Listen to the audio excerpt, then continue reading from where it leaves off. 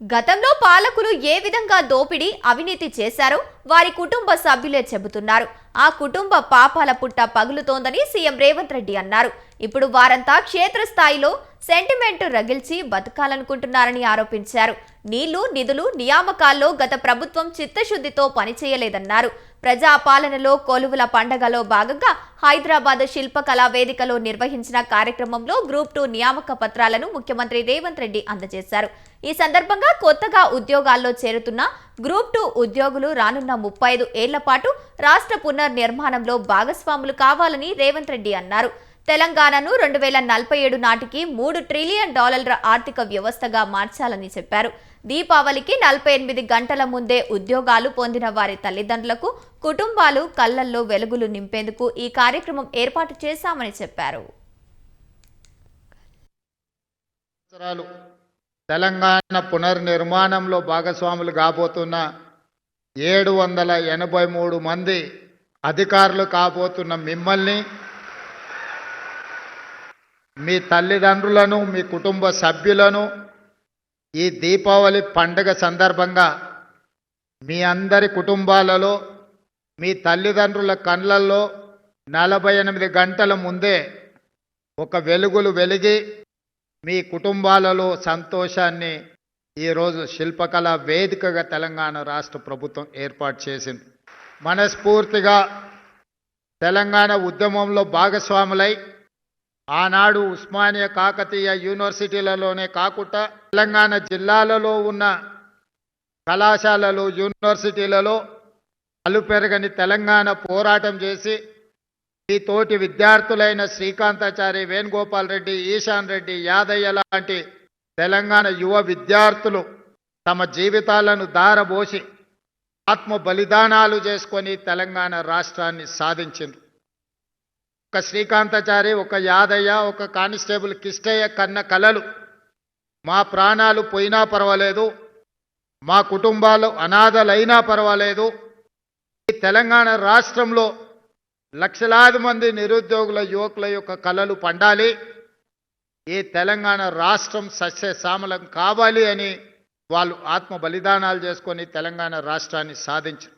ఆనాటి రాజకీయ పార్టీల నాయకులు నీళ్లు, నిధులు, నియామకాలు అనే నినాదంతో తెలంగాణ ప్రజల యొక్క బలమైన ఆకాంక్ష 60 సంవత్సరాల సుదీర్ఘ పోరాటాన్ని రాజకీయ ఆయుధంగా మార్చుకొని వచ్చిన తెలంగాణలో 10 సంవత్సరాలు అధికారాన్ని చెలాయించి నిరుద్యోగ సమస్యను పరిష్కరించలేదు.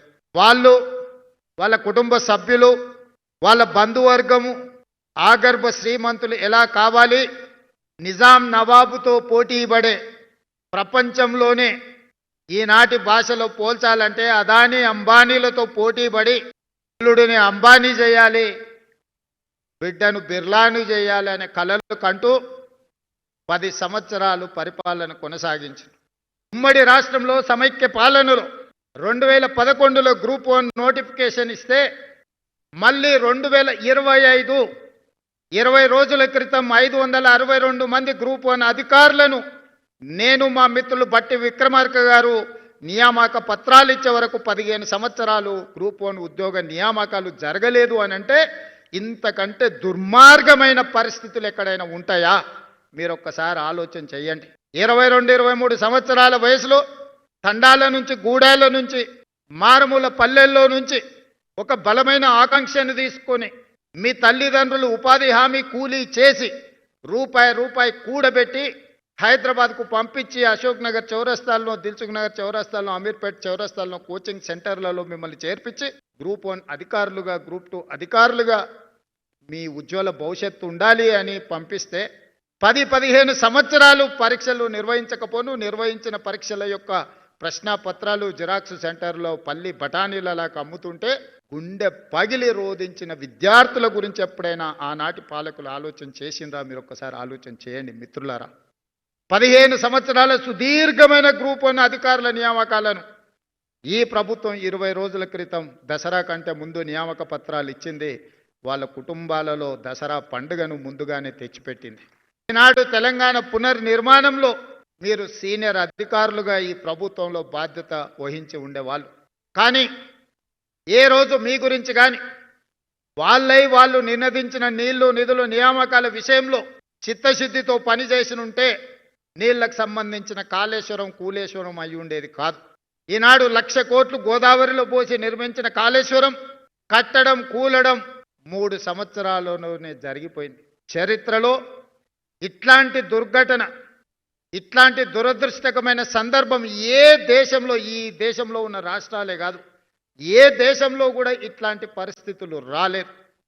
ఈనాడు 5 లక్షలకు పైగా గ్రూప్ 2 ఉద్యోగాలకు అప్లికేషన్ పెట్టుకుంటే 2 లక్షల పైబడి పోటీ పరీక్షలు రాస్తే అందులోకెళ్ళి 783 మంది ఈనాడు మీరు ఎంపిక అయినరంటే మట్టిలో మాణిక్యాలను వెలికి తీసి తెలంగాణ పబ్లిక్ సర్వీస్ కమిషన్ ఈనాడు మిమ్మల్ని అందరినీ తెలంగాణ పునర్నిర్మాణంలో భాగస్వాములను చేసే బాధ్యత తెలంగాణ పబ్లిక్ సర్వీస్ కమిషన్ తీసుకున్నది. ఈ సమస్యను మీ సమస్యగా చూడలే, ఈ సమస్యను మా సమస్యగా, మన సమస్యగా, గ్రూప్ 1 పరీక్షల ఫలితాల పట్ల ఎన్ని రకాల చిక్కులను ఎదుర్కోవాల్సి వచ్చిందో, ఎన్ని రకాల ఆరోపణల్ని, చౌకబారు రాజకీయ విమర్శలను ఎదుర్కొన్నామో మీరు చూశారు. గ్రూప్ 1 ఉద్యోగాలకు రేవంత్ రెడ్డి 2 కోట్లు 3 కోట్ల రూపాయలు తీసుకున్న ర్యాంక్ వచ్చిన వాళ్ళు అని అంటే ఆ ర్యాంకర్స్ వాళ్ళ ఇంటి పరిస్థితులు చూపించారు. తండ్రులను కోల్పోయి తల్లి లేకపోతే అమ్మమ్మ దగ్గర చదువుకున్న వాళ్ళు మాకు గుడిసెనే లేదు, కోటి అంటే ఎట్లుంటుంది సార్ ఎన్నడన్నా మేము చూసినామా?